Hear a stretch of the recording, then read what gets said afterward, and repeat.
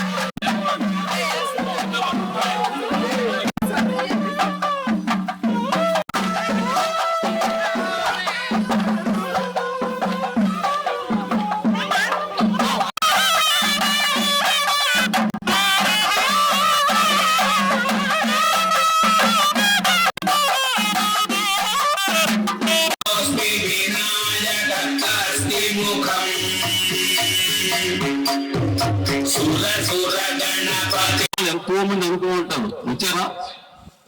ఇక్కడ ఉన్నవాళ్ళు ఏదో వింటున్నారా అంటే భగవంతుడు ఇప్పుడు రాసి పెట్టాడు. ఈ క్షణంలో ఇక్కడ నేను కూర్చొని ఉండాలి. ధర్మం ఏ ధర్మం లేదమ్మా. ఒక శంఖం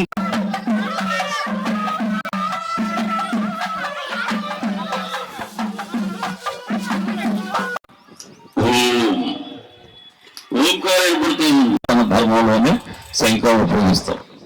ఎంతమంది తెలుసమ్మా? ఈ అవకాశాన్ని మాకు ఇచ్చారు. ఇంకా మాట్లాడడానికి స్వామివారు నడుపుతూ ఉన్నారు. ఒంగోలు ఒక ఆశ్రమం, నడిగర్ దగ్గర ఒక ఆశ్రమం నడుపుతున్నారు. వారు అవగాహన అవకాశాలు మాకు ఇచ్చిన అందరికి కూడా పేరు తెలియజేస్తూ జై శ్రీరామ్. సభను గురించి, గోవు యొక్క విస్తృతి గురించి, హైందవం యొక్క సంస్కృతి గురించి తెలియజేయాలి. ఈ కాలేజీ చైర్మన్ స్వామివారికి, నాట్యం చేసిన స్వామివారికి అందరూ కూడా ప్రత్యేకంగా ఆ భగవంతుడు ఆశీస్సులు కలగాలని కోరుకుంటున్నాం. అదే కాదు, గోపూజ మహా పవిత్రమైనది. గోపూజలో ఇది పాల్గొని 21 సంవత్సరం నుంచి కూడా ఎక్కడ జరిగినా కూడా పోతానే ఉన్నాం. ప్రతి ఒక్కసారి కూడా అన్ని విధానాలుగా గౌరవయుతం మాకు కలిగింది, సంతోషంగా ఉంది. పోయినసారి కూడా ఇక్కడ మొదలు పెట్టినప్పుడు అది ఎట్టుంటుందో ఏమో కొత్తగా ఉందని చెప్పి అనుకున్నాం. బాగా గణనీయంగా జరిగింది పోయినసారి కూడా. ఈ ఏడు కూడా చేస్తామని ముందు పిలిచారు, కానీ వాళ్ళలో మేము కూడా పాల్గొనడానికి కుదరలేదు. ఉండాలని ఉంటేనే అప్పుడు మనం ఇట్లాంటి కార్యక్రమాల్ని ఈ హిందూ ధర్మాలను తెలుసుకుని మనం సమైక్యంగా ఉంటేనే ప్రపంచ దేశాల్లో భారతదేశానికి గుర్తింపు వస్తుంది.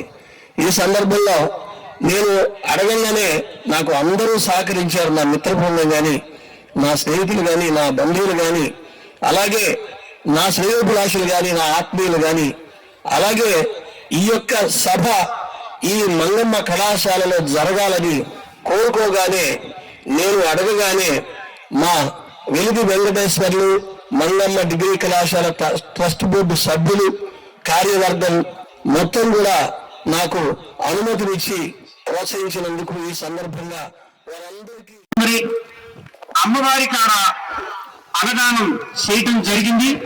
తర్జన భర్జనతో పాపం కార్యక్రమం సెట్ చేసిన తర్వాత ఎగ్జామినేషన్ సెంటర్ ఇవాళ ఎగ్జామ్ కూడా ఉంది ఇక్కడ.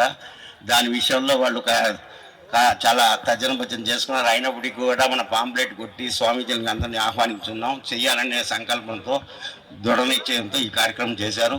ఈ కార్యక్రమానికి సహకరించిన వాళ్ళ కమిటీ సభ్యులు, అదేవిధంగా దాతలు అందరూ, మనము ప్రతి ఒక్కరము హిందూ ధర్మాన్ని కాపాడాలి. చాలా చక్కగా స్వామీజీ గారు, చండీశ్వర స్వామీజీ గారు గోమాత గురించి చాలా వివరణ ఇచ్చారు. ఇప్పటి వరకు నేను అంత సందేశాన్ని పూర్తిగా గోమాత గురించి ఏడాది సభల్లో వినలేదు.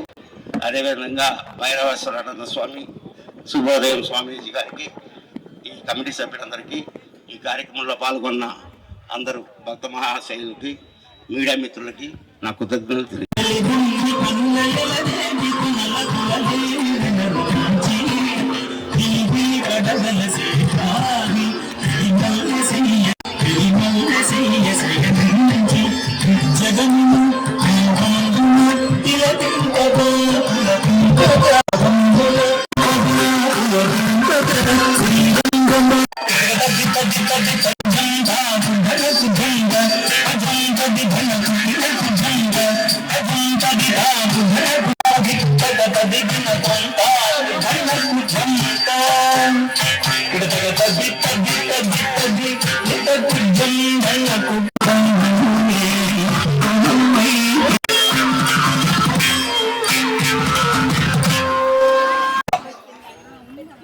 మా భాగంగా అష్టోత్తర శత అనేక మంది భక్తజన సందోహం కూడా రావడం జరిగింది.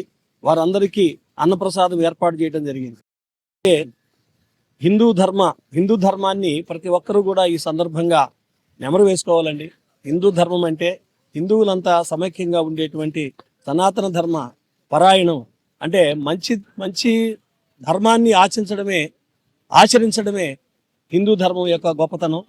గోపూజ అంటే గోవు యొక్క విశిష్టతను ఈ సందర్భంగా మరి హిందువులందరూ కూడా తెలుసుకోవాల్సినటువంటి ఆవశ్యకత ఎంతైనా ఉంది.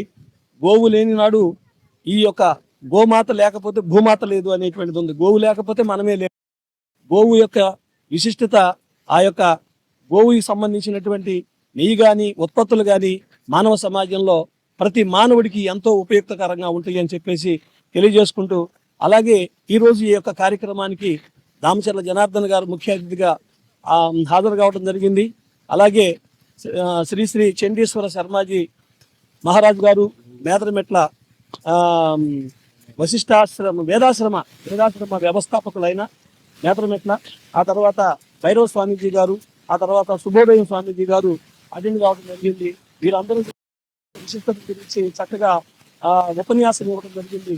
అలాగే ఇచ్చేసినటువంటి అనేక మంది భక్తజనులకు ఈరోజు అన్నప్రసాదం కూడా ఏర్పాటు చేయడం జరిగింది. 12 గంటల నుంచి ప్రారంభం చేశాము. అన్నప్రసాదం సాయంత్రం 4 గంటల వరకు మనం పెట్టడం జరుగుతుంది. ఈ యొక్క కార్యక్రమానికి విశేషమైనటువంటి విధానంలో సహాయ సహకారాలు అందించినటువంటి ఆత్మీయులు, స్నేహితులు, అలాగే బంధువులు, ఆ తర్వాత అందరూ తెలిసినటువంటి వారందరూ కూడా ఈ యొక్క కార్యక్రమానికి చేయూతను అందించారు. వారందరికీ పేరు ఈ సందర్భంగా మీడియా ముఖ్యంగా వారికి నమస్కారం తెలియజేసుకుంటూ సెలవు తీసుకుంటారు.